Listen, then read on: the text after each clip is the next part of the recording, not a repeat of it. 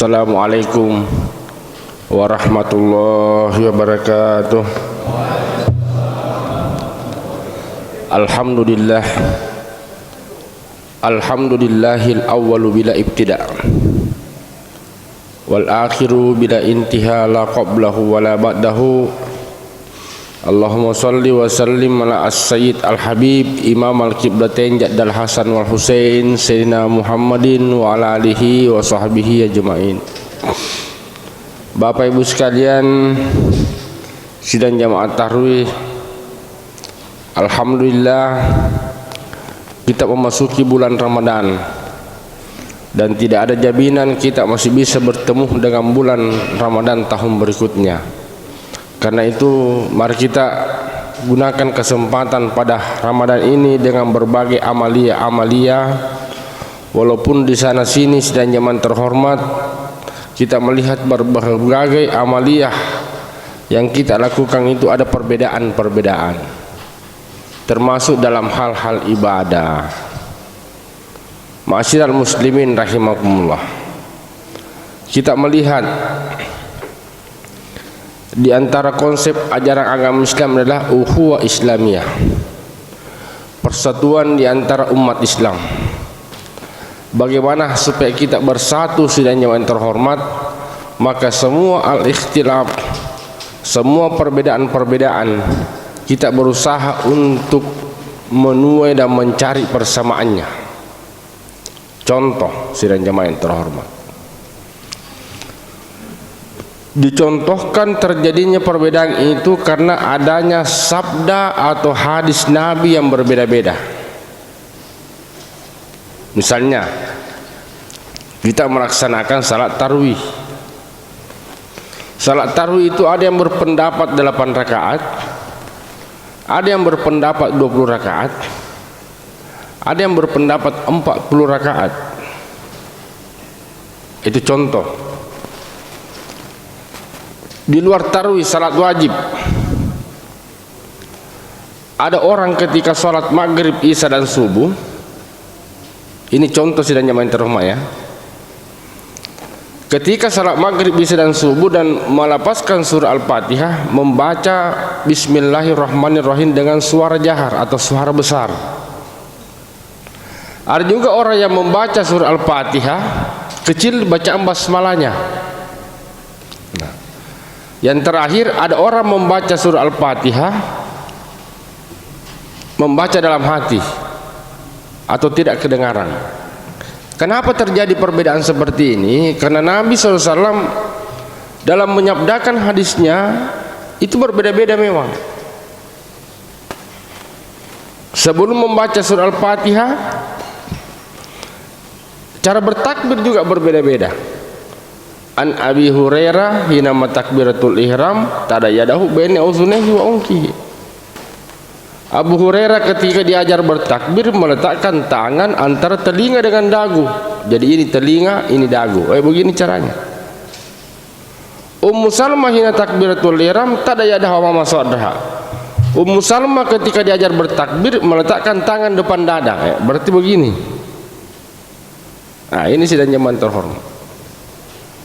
Semuanya punya dalil.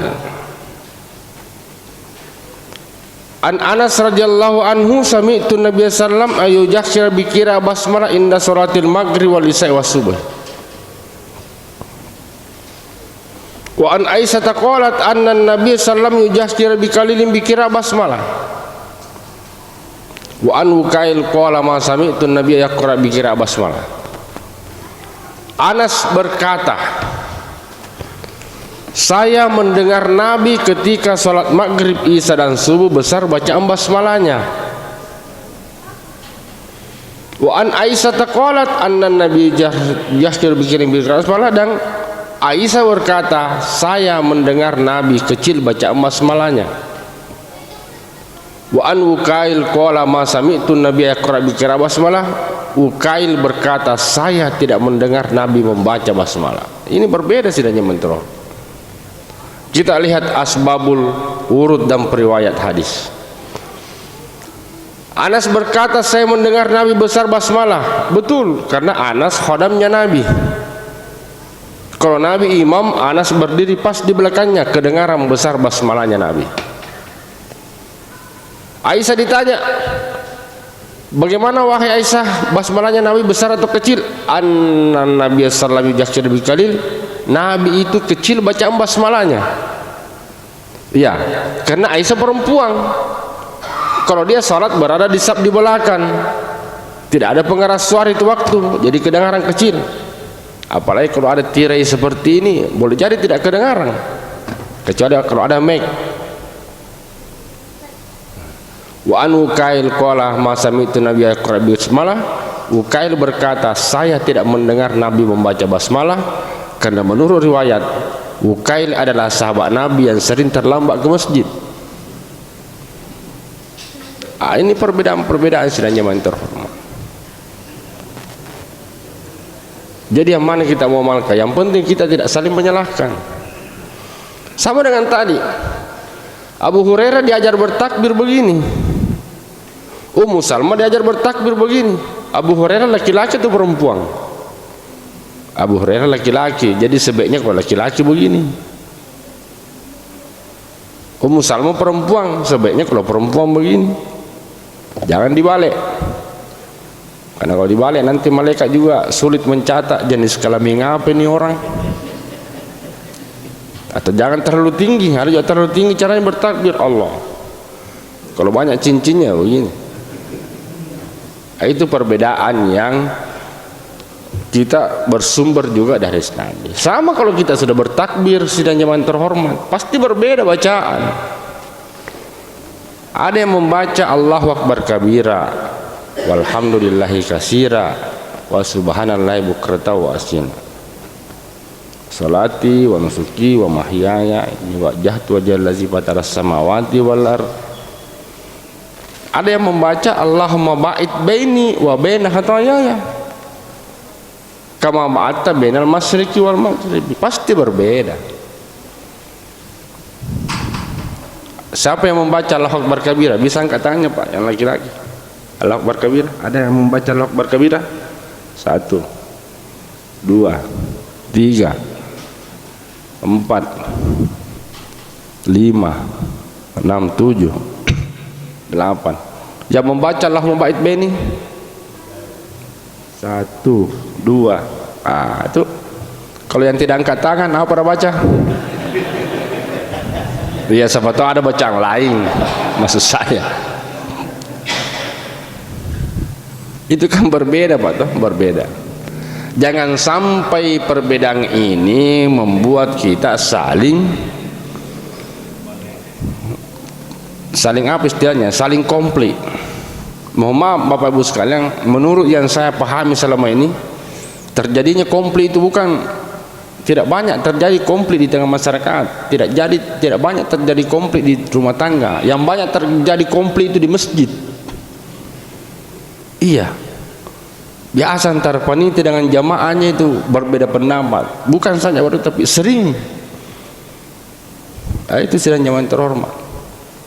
Ini baru persoalan ibadah Pak, belum persoalan yang lain, amaliyah di luar masjid. Ada yang melarang secara kubur, ada yang membolehkan. Ada yang membolehkan membaca tahlil, ada yang tidak. Ada yang membolehkan taksiyah, ada yang tidak. Nabi SAW bersabda, kuntu nahaitukum an ziyaratil kubur. Saya melarang kalian secara kubur. Itu sabda Nabi. Karena pada saat itu orang pergi di kuburan, pergi minta-minta nomor, pergi menyembah-menyembah, fal ana fasuruha. Tapi setelah Nabi hijrah ke Madinah, ternyata secara kubur itu diperintahkan oleh Nabi. Jadi pernah dilarang tapi disuruh. Bahkan ditanya Aisyah, ma palan Nabi fi wasatil lail, apa yang dikerja Nabi kalau tengah-tengah malam? Qalat kharajal baqi. Aisyah berkata, setiap tengah-tengah malam kharajal baqi. Tengah-tengah malam itu jam-jam 2 setelah salat tahajud, salat kharajal baqi, keluar ziarah ke pemakaman Baqi. Jadi kalau kita mengikuti Nabi, sebaiknya secara kubur. Secara kubur itu sebaiknya tengah-tengah malam. Tidak bisa rombongan, Pak, karena Nabi sendiri. Tidak bisa bawa senter juga, karena wa ma fa'alna ya Rasulullah, apa yang kami harus lakukan? Qala alaikum yaumil jum'ah au kamal ada. Ali bertanya, apa yang kami harus lakukan? Qala, Nabi bersabda, alaikum yaumil jum'ah au kamal ada. Hendaklah kalian ziarah pada hari Jumat, oh kamal adat. Bagaimana adat istiadat? Adat istiadat kita itu ketika pulang kampung, Idul Fitri, Idul Adha, mau naik tanah suci, mau pengantin baru, itu adat. Di sini saya menjelaskan sedang yang terhormat bahwa ada yang dilakukan Nabi tidak dilakukan umatnya, dan ada dilakukan umatnya tidak dilakukan Nabi. Itu tadi Nabi ziarah kubur pada tengah malam, kita diperintahkan ziarah kubur pada hari Jumat. Berbeda kan? Berarti ada privasi khusus untuk Nabi, ada untuk umatnya. Sama dengan itu. Jadi kalau kita mengatakan harus mencontoh Nabi semua, tidak bisa, karena ada privasi yang bersifat pribadi untuk dirinya, ada untuk. Contoh kecil lagi, di antara kita yang hadir ini pasti ada yang mengikuti, ada yang tidak. Nabi bersabda, tawwilul lihyah wahlikus syawaribah, panjangkan jenggot dan potonglah kumis. Itu perintah Nabi. Pertanyaan saya, apakah semuanya orang bisa panjang jenggotnya? Hah? Ini perintah Nabi ini. Nah, jadi ada perintah, tapi sangat sulit untuk diikuti. Bukan sangat sulit, memang mungkin tidak bisa. Jangan sampai perbedaan seperti ini membuat konflik di antara kita. Wih, kamu tidak, bukan kamu orang Islam karena tidak panjang jenggotmu. Bahaya, Pak, jangan bilang begitu. Seandainya bisa panjang sepunya jenggot, Pak, sepelihara, tapi tidak bisa kasihan. Ya itu tidak bisa dipaksa. Ah, itu juga bagi bapak-bapak yang panjang jenggotnya, silahkan dipelihara, dipelihara dan dirawat. Tapi niat memanjangkan jenggot mengikuti Nabi. Jangan ada niat lain, karena Abu Jahal, Abu Lahab juga berjenggot. Jangan sampai kita salah niat.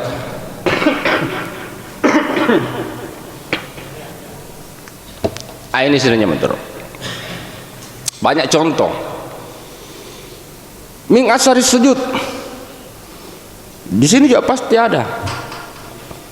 Nabi itu min asari sujud, hitam dia punya dahi di sini, bekas sujud. Ada yang hitam di sininya, Pak? Ada. Bekas sujud. Tapi orang yang tebal-tebal kulitnya tidak bisa hitam di sininya, kecuali kalau dipaksa. Allahu Akbar baru.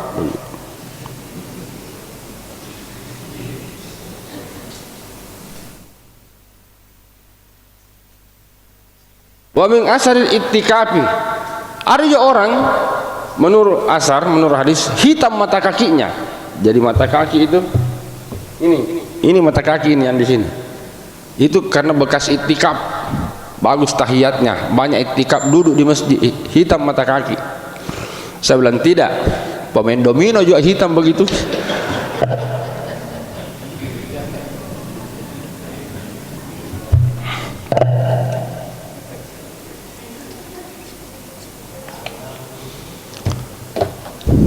Itu perbedaan-perbedaan, Pak. Banyak yang saya mau sampaikan, tapi ini persoalan amalia. Biasa kita ini bertentangan di antara satu dan lain, akhirnya kita komplit, Pak, gara-gara itu.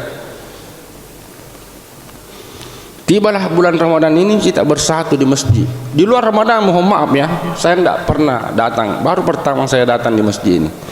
Tapi saya yakin dan saya prediksi di luar Ramadan tidak seramai ini masjid kita.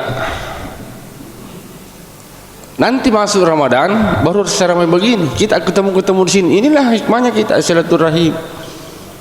Saya juga silaturahim dengan bapak-bapak.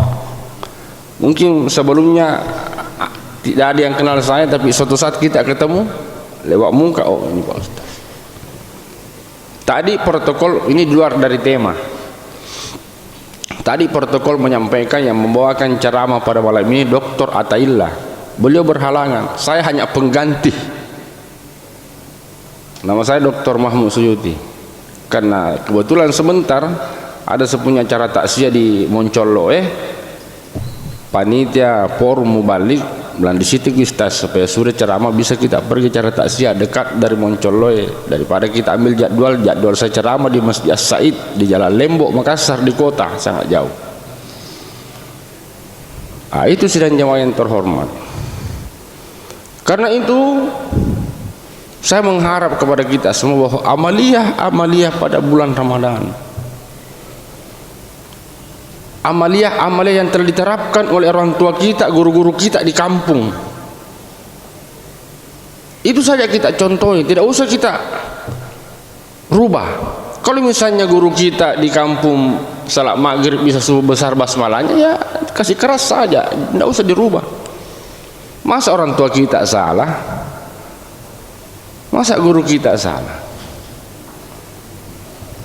Cara berpakaiannya juga begitu. Kalau orang tua kita di kampung dulu caranya pakai sarung serampangan sampai di bawah, ya tidak usah angkat naik ke atas, apalagi kalau terlalu tinggi. Kalau sampai di betis boleh lah, tapi ada orang pakai sarung tinggi sekali ke atas, jadi kalau dia sujud ada orang mengintip dari belakang. Nah ini sudah nyawa yang biasa-biasa saja. Karena itu ajaran Islam sebenarnya sudah benar, tidak perlu disalahkan. Atiullah wa atiur Rasul. Orang tua kita di kampung dulu bagaimana? Kalau dia salat subuh, dia kunut atau tidak? Kalau kunut ya silakan, kalau tidak, tidak. Itu saja, karena pasti mereka lebih pintar. Kalau ditanya Ustaz yang mana benar, yang kunut atau yang tidak kunut, saya bilang semuanya benar. Yang salah yang tidak salat subuh. Ini untuk menghindari perbedaan sidangnya mantra. Sama di kampung, ini persoalan kampung ya, karena kita ini orang kampung. Saya yakin bapak-bapak ini orang kampung semua.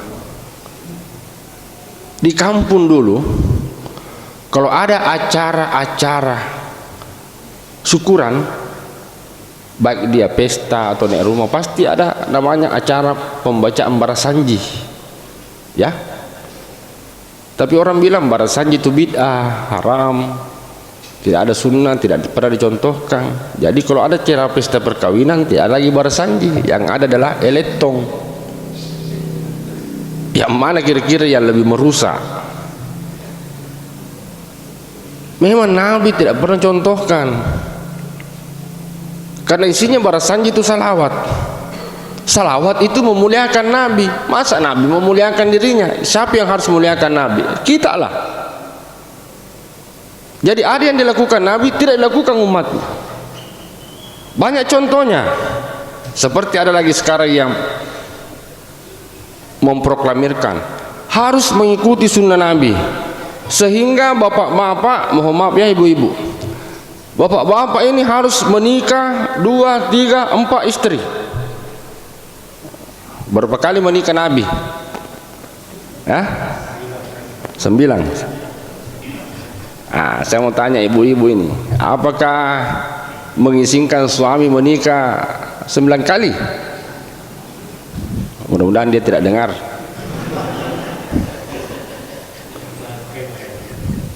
Jadi Nabi itu, mohon maaf, Nabi itu hanya 1 kali menikah. Ini harus dipahami Pak.